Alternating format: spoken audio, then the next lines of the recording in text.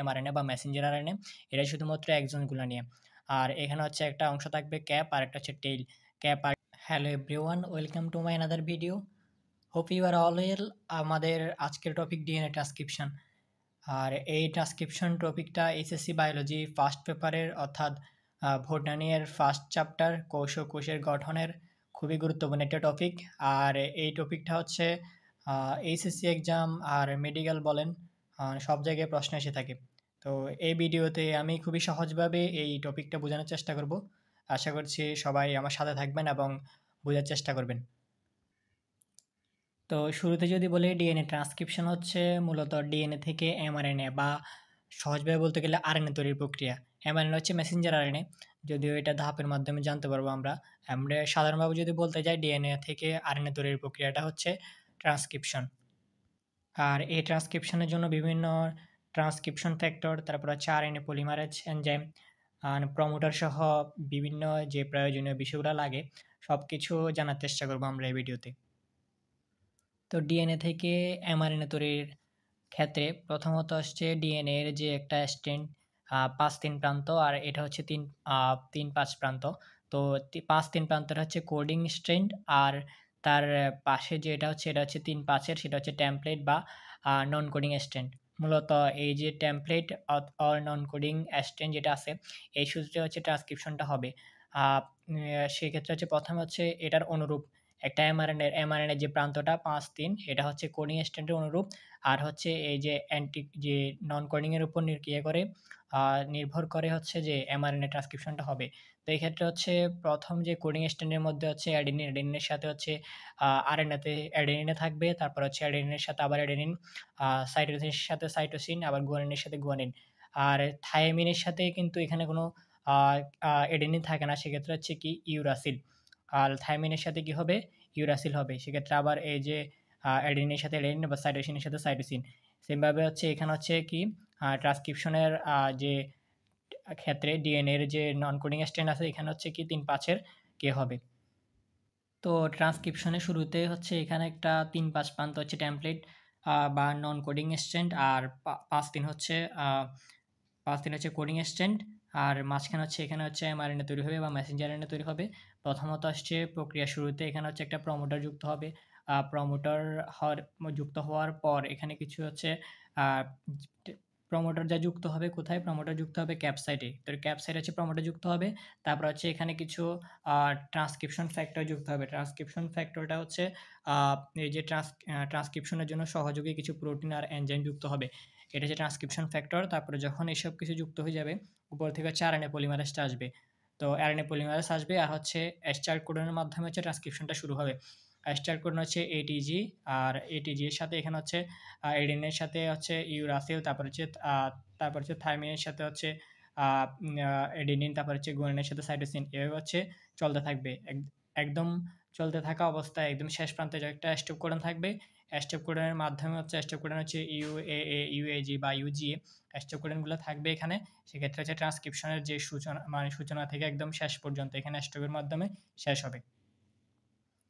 আর এখানে হচ্ছে টেমপ্লেট প্রান্ত বা নন কোডিং স্ট্যান্ড যেটা আছে 3-5 প্রান্ত বরাবর, 3 থেকে 5।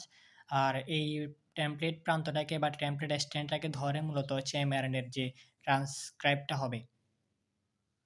তো এই ট্রান্সক্রিপশন প্রক্রিয়াটাকে আমরা কিছু ধাপের মাধ্যমে প্রকাশ করতে পারি বা বলতে পারি। সেক্ষেত্রে হচ্ছে ৩ টা ধাপ যদি আমি বলি, একটা হচ্ছে ইনিশিয়েশনস বা সূচনা, তারপর হচ্ছে ইলংগেশন বা বর্ধিতকরণ, তারপর হচ্ছে টার্মিনেশন একদম সমাপ্তিকরণ। তো ইনিশিয়েশন বা সূচনার মধ্যে হচ্ছে ক্যাপসাইড থাকবে, প্রমোটর থাকবে, ট্রান্সক্রিপশন ফ্যাক্টর যুক্ত হবে, টাটা বক্স, তারপর হচ্ছে আরএনএ পলিমারেজ স্টার্ট এবং স্টপ কোডন থাকবে। ইলংগেশনের মধ্যে হচ্ছে ইন্ট্রনস থাকবে, ইন্টারভেনিং সিকোয়েন্স, তারপর হচ্ছে একজনস এক্সপ্রেস সিকোয়েন্স। আর টার্মিনেশনের মধ্যে হচ্ছে স্প্লাইসিং। এটা হচ্ছে একটা প্রক্রিয়া, যে প্রক্রিয়া হচ্ছে ইন্ট্রনসগুলো বাদ দিয়ে একজনসগুলো নেওয়া হয়। তো আমরা যদি আবার এই পেজটা খেয়াল করি, সেক্ষেত্রে হচ্ছে আমরা এখানে প্রমোটার যুক্ত হলো, ট্রান্সক্রিপশন ফ্যাক্টর যেগুলো আমরা আগে বুঝেছি একটু আগে। তারপর হচ্ছে ক্যাপসাইড দেখলাম, তারপর আরএনএ পলিমারে যুক্ত হওয়ার পরে স্টার্ট কোডনের মাধ্যমে হচ্ছে শুরু হবে যে ট্রান্সক্রিপশনটা। তারপর হচ্ছে এখানে স্টপ কোডনের মাধ্যমে শেষ হবে।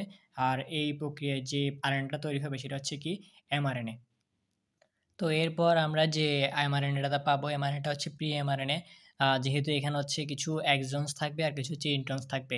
তো 5-3 প্রান্ত বরাবর আমরা হচ্ছে pre-mRNA-টা পাইছিলাম। pre-mRNA-টা থেকে হচ্ছে এখানে হচ্ছে আমি হচ্ছে স্প্লাইসিং প্রক্রিয়ায় স্প্লাইসিং এই যে টার্মিনেশন একদম শেষ ধাপ।